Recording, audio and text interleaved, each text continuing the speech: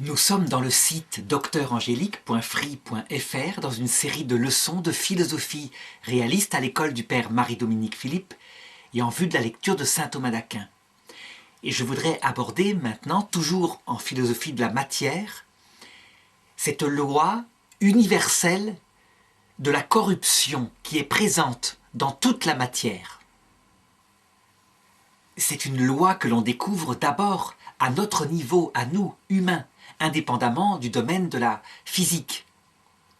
Je dirais que l'expérience la plus profonde que fait l'homme, c'est que lorsqu'il construit une œuvre, qu'il y met son intelligence, qu'il l'ordonne, lorsque par exemple les hommes construisent un bâtiment fantastique, une cathédrale comme Notre-Dame de Paris, eh bien, il y a des forces inverses qui viennent se battre contre son œuvre. Et ces forces agissent lentement, mais irréductiblement. Je veux dire par là que si on n'entretenait pas Notre-Dame de Paris, si on ne refaisait pas des pierres qui sont rongées par la pollution, rongées par l'érosion atmosphérique, eh bien actuellement, Notre-Dame de Paris serait comme une carrière dont il tombe des pierres. On constate que lorsqu'on range une maison, quelle qu'elle soit, eh bien, le désordre revient. Si une maison est inoccupée, elle se remplit de poussière, de saleté, puis l'humidité vient, le moisi arrive, et l'ordre qu'on construit est attaqué de toutes parts, quoi qu'il arrive. Lorsqu'on regarde, par exemple, les plus belles œuvres qui ont été faites dans l'Antiquité, ce qu'on appelle les 7 merveilles du monde. Il y avait le jardin suspendu de Babylone, les pyramides de Gizeh, il y avait le colosse de Rhodes, il y avait toutes sortes de choses comme cela. On constate que parmi ces 7 merveilles du monde antique, il n'en subsiste qu'une, et que son état est terrible. Les pyramides de Gizeh, qui sont la seule des merveilles qui subsistent, ne subsistent que parce que, justement, elles ont une forme massive, de grande stabilité, et que l'érosion et l'arrachement des hommes n'a pas pu les détruire complètement. Cependant, en les regardant de près, on voit que ce n'est qu'une apparence et que leur revêtement qui était brillant, comme de l'argent au soleil, parce que c'était fait d'une pierre blanche, eh bien, il a quasiment complètement disparu. Alors cette expérience que je décris au niveau de l'art, elle est valable en fait au niveau de toute notre vie. Si on prend la naissance d'un enfant, il y a donc quelque chose qui visiblement s'oppose à cette loi de corruption. Il y a au contraire une nouvelle vie, quelque chose de neuf, quelque chose d'ordonné qui arrive. Oui, mais de fait, la loi de la matière, cette loi de corruption, finira tôt ou tard par vaincre cet enfant. Et si on revient 80 ans plus tard, on a de fortes chances de le trouver déjà malade, handicapé. Et en tout cas, la force de la jeunesse a disparu. On dirait que la puissance de l'ordre qui fait que la vie surgit doit lutter contre une force opposée qui tend à faire que cet ordre magnifique qu'est la vie revienne à un ordre simple, un ordre qui est celui du monde physique et qui est une stabilité de la matière sous forme de molécules simples comme de l'eau, du gaz carbonique, etc. Dès qu'il y a un ordre vertigineux, un ordre magnifique, un ordre construit qui dépasse les lois de la matière, quelque chose, une force tend à le faire revenir à cet état stable de la matière non vivante, de la matière non artistiquement ordonnée, etc. Alors cette expérience que l'homme fait, à un moment donné dans l'Antiquité, il pensait que le monde, en tout cas dans certaines de ses parties, en était protégé. Et c'est pourquoi les anciens qui regardaient le ciel au-dessus de la lune, qui constataient que ce ciel des étoiles ne bougeait pas, qu'il était stable, eh bien, ils avaient imaginé qu'il était fait dans une autre forme de matière que la matière corruptible qu'on trouve sur Terre, à savoir, pour eux, c'était l'eau, le feu, l'air, la terre. Pour eux, il y avait une 5e sorte de matière, qu'ils appelaient la quinte essence, la 5e essence, et qui était la matière dont étaient faites les étoiles. Et cette matière était incorruptible, si bien que pour Aristote, le monde qui était au-dessus de la Lune était absolument incorruptible. Il était libéré de la loi de la corruption qu'il ne constatait que dans le monde au-dessous de la Lune. La science a progressé et il a fallu attendre la Renaissance, l'invention des télescopes pour se rendre compte peu à peu qu'en fait tout cela n'était qu'une illusion, qu'il n'y avait pas une quintessence, que le monde entier dans son ensemble, aussi loin qu'on l'observe, était fait de la même matière, qui était soumise à la même loi, cette loi de corruption. Alors justement, je voudrais montrer maintenant à quel point elle s'exerce à tous les niveaux de l'observation de la matière, aussi bien au niveau de l'univers dans son ensemble qu'au niveau de l'immensément petit, donc des particules élémentaires qui constituent la matière. Le premier niveau, le plus immense, c'est donc le niveau de l'univers pris dans son ensemble. Tel qu'on le connaît actuellement, l'univers, il est apparu il y a environ 14,7 milliards d'années, suite à ce qu'on appelle le Big Bang. Eh bien, pris comme un système isolé, c'est-à-dire pris en lui-même, l'univers, perpétuellement, est en extension. Il perd de l'ordre, en réalité. On appelle d'ailleurs cette loi qui fait qu'une réalité, quelle qu'elle soit, prise en elle-même, perd forcément de l'ordre, ou alors le conserve, on appelle ça la loi de l'entropie. On peut dire que l'univers, sa matière se disperse, que l'énergie qu'elle avait au départ, et dès le point de départ, commence à se disperser. Alors, cela ne veut pas dire que, ici et là, il n'existe pas des domaines où un ordre supérieur puisse apparaître. On constate que c'est l'inverse. Par exemple, sur la Terre est apparu un ordre fantastiquement supérieur qui s'appelle l'ordre de la vie. Ça pose d'ailleurs problème pour savoir d'où il tient son origine. Mais, globalement, pris dans son ensemble, l'univers, son entropie augmente, son désordre augmente. Et ça continuera sans arrêt, ça continue à chaque seconde. Finalement, on pourrait comparer l'univers dans son ensemble à un feu de bois qu'on a allumé. Ce feu de bois, il peut avoir des moments où il reprend de l'intensité. Par exemple, tout d'un coup, une étincelle claque, ça fait du bruit. Il y a un ordre qui paraît être là, supérieur. Mais, globalement, le feu de bois est en train de s'éteindre. De même, l'univers en extension est en train de se refroidir. Et, au bout du bout, comme un feu qui n'a plus d'énergie, il s'éteindra. C'est-à-dire que les étoiles arrêteront de briller, les corps célestes se dissoudront, et on peut imaginer qu'à la fin, la fin, il n'y a pas de fin, disons dans quelques milliards de milliards d'années, cet univers est quelque chose à la fois de glacé, de dispersé, et sans aucune émission de lumière. Il reste quoi? Une vague, je dirais, une vague énergie hyper dispersée, qui est un petit peu supérieure au zéro absolu puisqu'elle existe, mais qui se disperse de plus en plus. Lorsqu'on compare l'intensité de concentration du départ, l'intensité de la température avec ce qu'il devient au terme, on voit que cette loi de l'entropie s'est réalisée.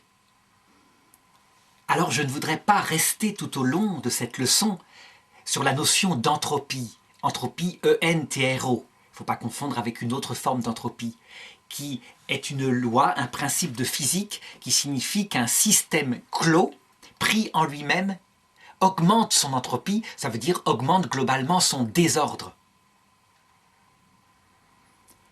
Globalement, si on prend l'exemple d'un feu de bois pris en lui-même, si on n'y ajoute pas, évidemment, d'autres morceaux de bois, donc le système est clos, eh bien, il ne peut que perdre cet ordre que constitue le bois structuré, et il va disperser son énergie. Au bout du compte, il a moins d'ordre. Moi, ce que je voudrais aborder plutôt dans cette leçon-là, c'est une loi de corruption. C'est quelque chose d'un peu différent parce que c'est beaucoup plus large et c'est un regard philosophique. Ce regard montre que, globalement, malgré, je dirais, des pointes d'augmentation d'ordre, ici et là, le monde tend à sa corruption.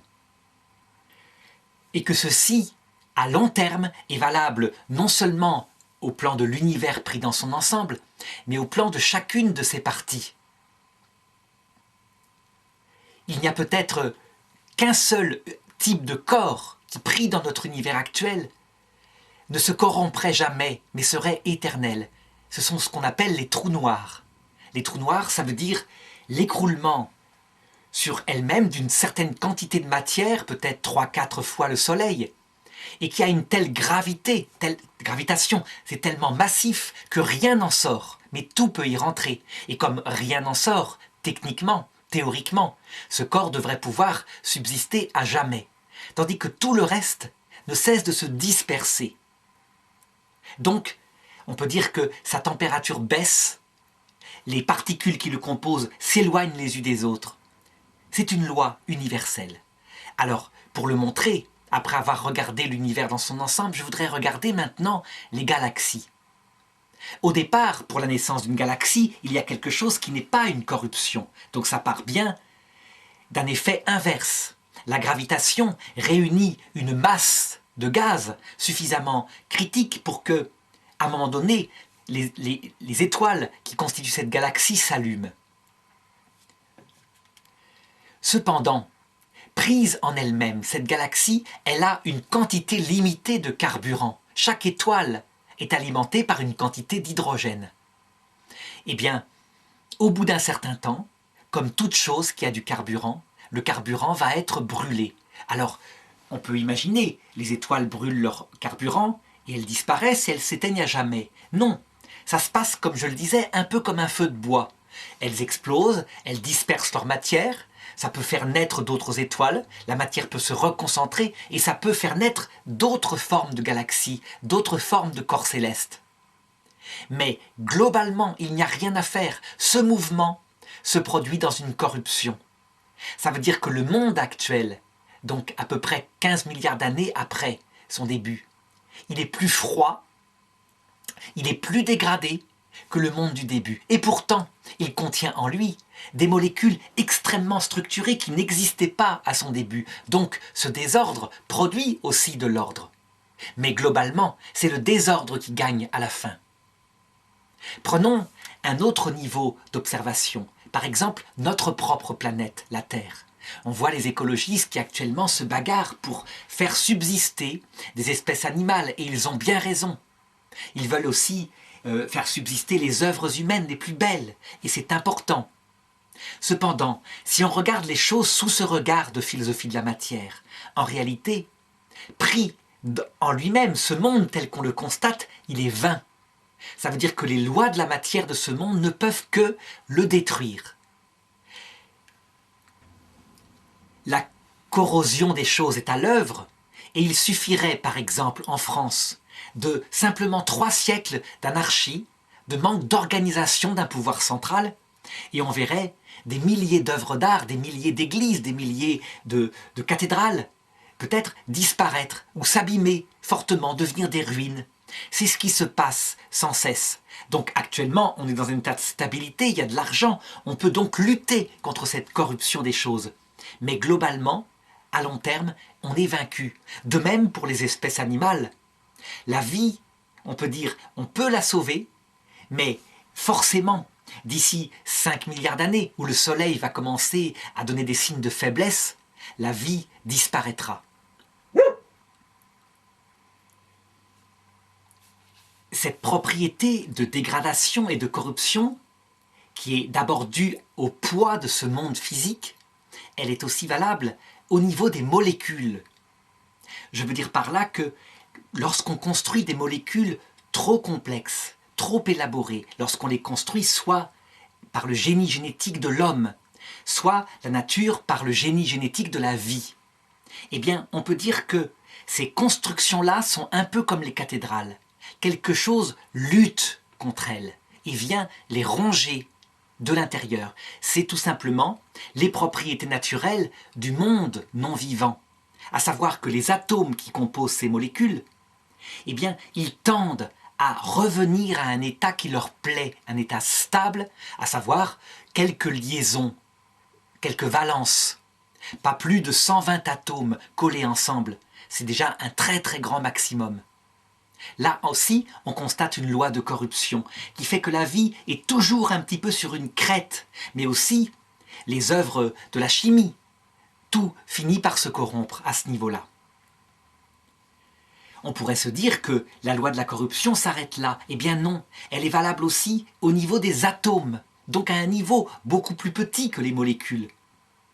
Les atomes, eux-mêmes, ont une demi-période de disparition et de corruption.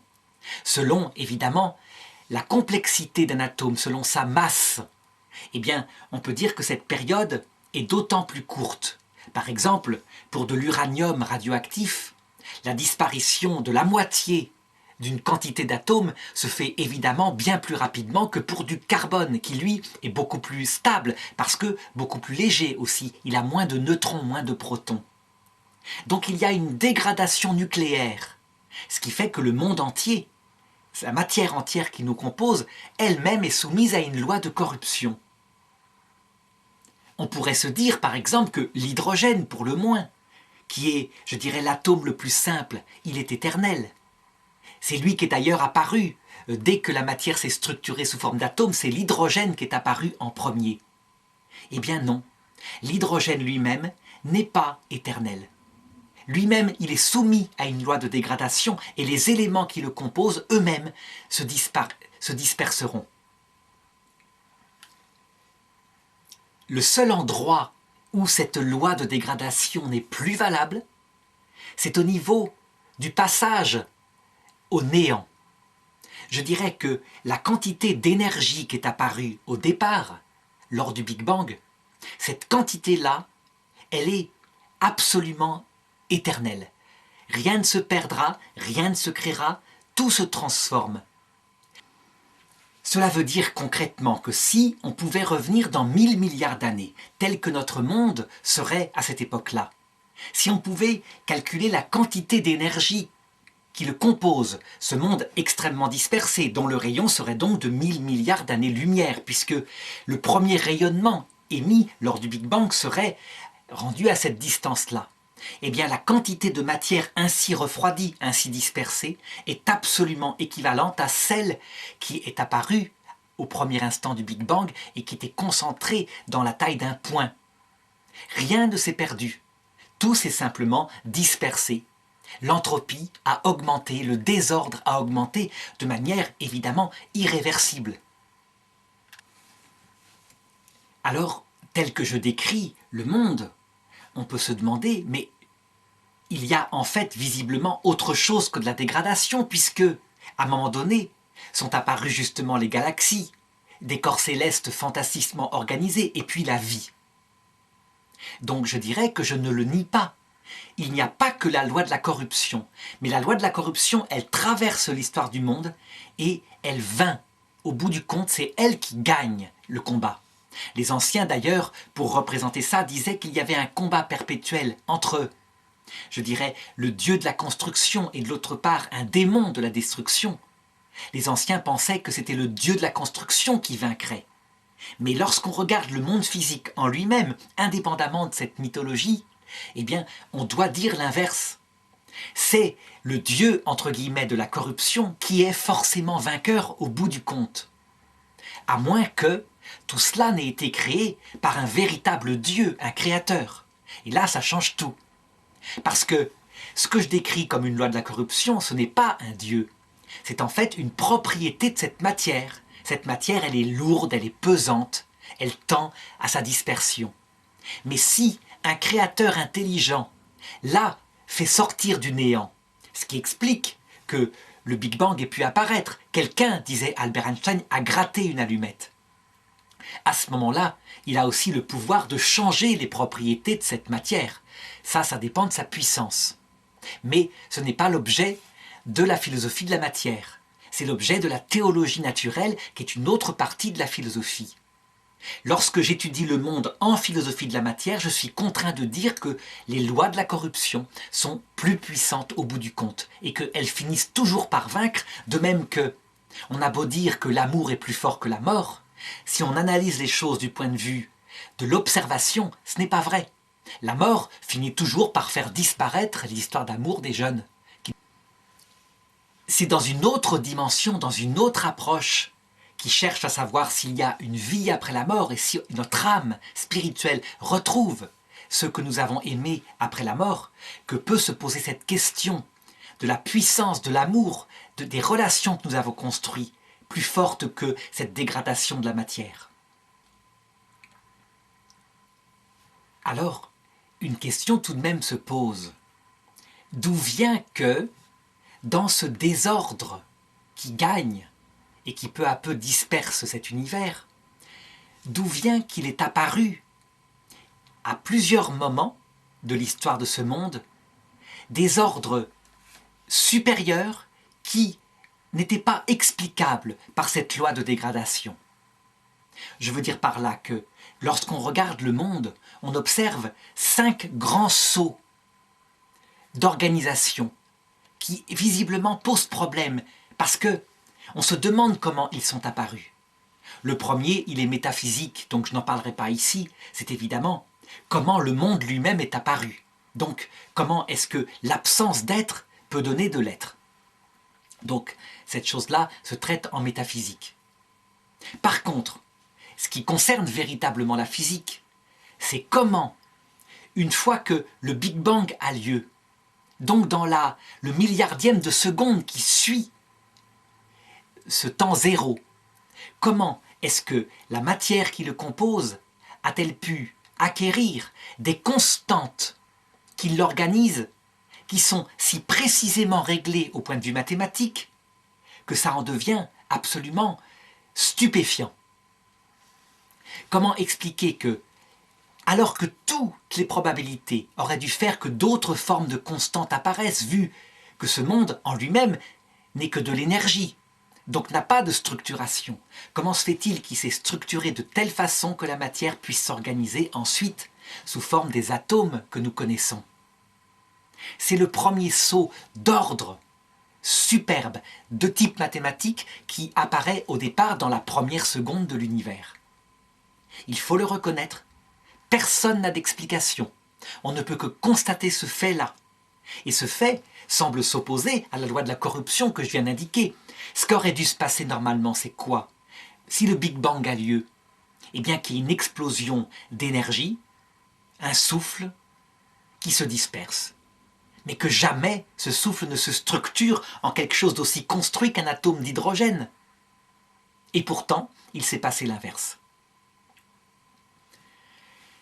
Le troisième saut, qui est inexplicable, ne consiste pas dans l'explication de la fabrication des atomes supérieurs dans les étoiles. Ça, on peut dire que les simples mécanismes de la nature l'expliquent. Donc les réactions nucléaires dans les étoiles expliquent la fabrication du carbone, etc. Il n'y a pas besoin de se poser des questions, le phénomène se comprend. Mais comment a-t-il pu apparaître à un moment donné, sur la planète Terre, l'organisation de ces atomes sous forme de gigantesques molécules, tellement ordonnées que nos ordinateurs modernes sont absolument primitifs en comparaison d'une simple bactérie? Le jour où nos ordinateurs modernes sauront à la fois trouver eux-mêmes leur énergie et se reproduire, c'est-à-dire fabriquer des ordinateurs semblables à eux-mêmes, alors on pourra dire qu'on a approché ce que fait une simple archéobactérie. Pourtant, l'ordre est apparu. C'est un problème. Normalement, le monde purement non-vivant, avec ses lois naturelles, constitue effectivement des molécules par lui-même, de l'eau, du gaz carbonique, du méthane, certaines molécules carbonées, quelques protéines simples avec 7-8 atomes. Mais ça ne va pas plus loin. La moindre molécule utile pour la vie, c'est 100 millions d'atomes. Comment expliquer ça? Eh bien, on n'en sait rien.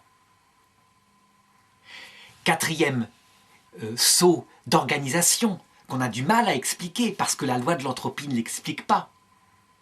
C'est comment apparaissent des sections d'ADN radicalement nouvelles qui permettent des fonctions vitales radicalement nouvelles. Il faut bien se demander les choses.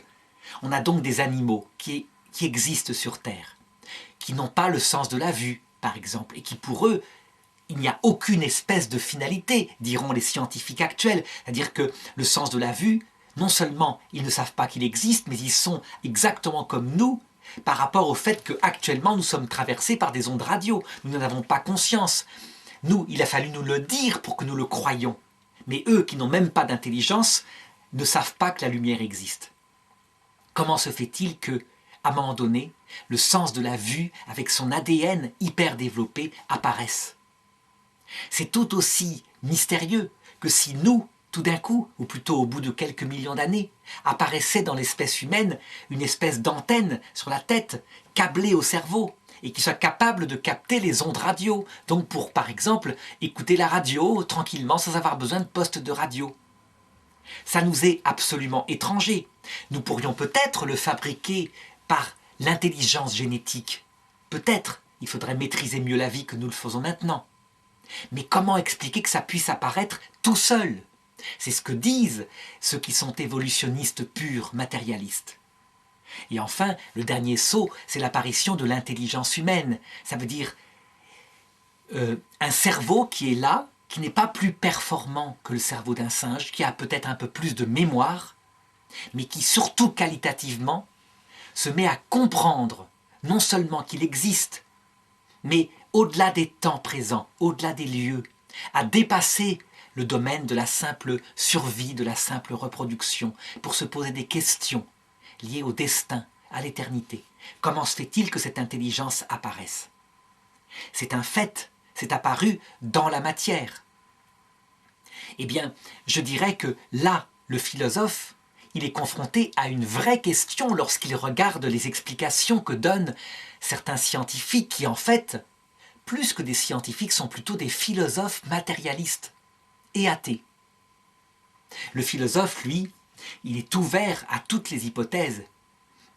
Et pour ces choses-là, qui évidemment ne sont pas près d'être expliquées, il est en droit de se demander s'il n'existe pas une intelligence organisatrice de ce monde et qui intervient évidemment uniquement lorsqu'il le faut. Elle intervient pour faire exister ces niveaux d'ordre. Et une fois que ces niveaux d'ordre existent, eh bien, ils se développent effectivement avec des lois qui sont à l'intérieur d'eux. Donc voilà la question qui se pose aux philosophes. C'est une question que Aristote lui-même déjà se posait à son époque. C'est une question qui est actuellement bannie de la réflexion. On dirait que les médias ont acquis comme un fait que tout cela a été produit par hasard et par des lois de la matière. Alors que Albert Einstein lui-même, confronté à l'intelligence de cette matière qu'il étudiait, disait visiblement il y a un créateur qui structure tout cela. Alors ce créateur, il ne le connaissait pas. Il posait juste l'existence de son intelligence, parce que le monde qu'il constatait était tout sauf inintelligent. Alors je sais que certains opposeront à ces remarques que je suis en train de faire l'idée suivante. À chaque fois qu'on n'explique pas quelque chose qui est ordonné, il y a des gens pour poser un créateur. Donc je répondrai à cela que, en réalité, on n'a pas besoin de poser un créateur pour tout ce qui est organisé dans le monde. Mais uniquement lorsque apparaît un ordre d'organisation que l'ordre précédent ne peut pas expliquer. Par exemple, si un homme et une femme font un enfant, cet enfant, c'est un ordre d'organisation fantastique, et bien il n'y a pas besoin de poser un créateur pour comprendre que la vie que possèdent les parents peut être communiquée à l'enfant. Par contre, si, tout d'un coup, un monde non vivant, un monde fait uniquement de matière stérile, produit une bactérie, alors on comprend qu'il y a une vraie question qui se pose, à moins qu'on ne sache pas ce que c'est qu'une bactérie. Mais pour tout scientifique qui a étudié véritablement ce que c'est que cette merveille, qui est aussi compliquée qu'un éléphant, cette merveille qui est une bactérie, eh bien, on voit le problème. C'est le même problème qui se pose lorsqu'on est face à une cathédrale, bien qu'une cathédrale, c'est infiniment plus simple qu'une bactérie. Si on commence à dire, regardez, le monde non vivant, non intelligent produit des cailloux. Et donc, puisqu'il produit des cailloux, c'est évident que les cathédrales apparaissent toutes seules. Eh bien, on fait la même erreur de raisonnement que ceux qui disent « Regardez, le monde non vivant produit quelques protéines, effectivement, tout seul, avec 7-8 atomes. Et donc, c'est évident que l'ADN avec ses 100 millions d'atomes apparaît tout seul. C'est tellement évident. C'est tellement évident qu'on n'a jamais dépassé l'expérience de Stanley Miller qui a eu lieu dans les années 50 et qui a fait apparaître ces petites protéines. Donc le monde non vivant produit tout simplement des molécules simples, comme on le dit. Et là, il n'y a pas de problème, il n'y a pas besoin de poser un être premier. Le problème, c'est dès que l'ordre intelligent qui structure un fonctionnement, un peu comme un logiciel informatique, fait fonctionner un robot, que cet ordre doit être parfait dès le départ, parce que une bactérie qui aurait un dysfonctionnement dans sa respiration cellulaire ou dans sa reproduction, eh bien elle meurt, et c'est tout. Donc il faut que dès le départ, elle fonctionne parfaitement sur ces deux aspects-là. Comment l'expliquer? Le bon sens manifeste que ce n'est pas simple du tout. Et que la véritable question qui se pose, c'est de savoir s'il ne faut pas poser ici une intelligence organisatrice, de la même façon que, bien évidemment, lorsqu'on voit une cathédrale, on pose un projet, je dirais, organisateur de la cathédrale. Alors on voit donc, en conséquence, comment, au terme d'une philosophie de la matière bien faite, eh bien, la question de l'existence d'un être premier, organisateur de cette matière, se pose. Et Aristote en était arrivé à la même conclusion. Lui qui, en physique, posait obligatoirement un premier moteur immobile, cause du mouvement de l'univers. On peut dire qu'à notre époque, les choses vont beaucoup plus loin, beaucoup plus profondément qu'à son époque, et que c'est la structure même de la matière, son organisation interne qui pose problème et qui oblige à se poser la question d'un être premier organisateur de ce monde. Alors, en stricte épistémologie, évidemment, la philosophie de la matière s'arrête avant cette question. Et lorsqu'on se pose cette question, en réalité, on est déjà dans la 7e partie de la philosophie qui s'appelle la théologie naturelle. Donc je m'arrête ici. Et pour ceux qui sont intéressés à cette question de l'existence d'un être premier, je ne peux qu'inviter à se porter sur ce qu'on appelle la sagesse et qui est aussi sur cette page de vidéo.